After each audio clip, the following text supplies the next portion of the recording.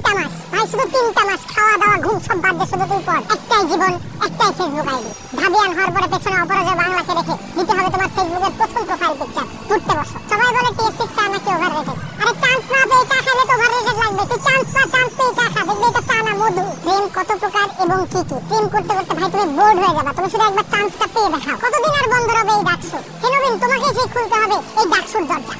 বিশ্ববিদ্যালয়ে চান্স পেলে তোমার বাসা থেকে একটা বাইক কিনে দেবে, আর সেই বাইকের সামনে তুমি এভাবে ঢাকা বিশ্ববিদ্যালয়ের লোগো লাগিয়ে ফ্লেক্স করতে পারবা। এই বাসে উঠতে চাও না তুমি?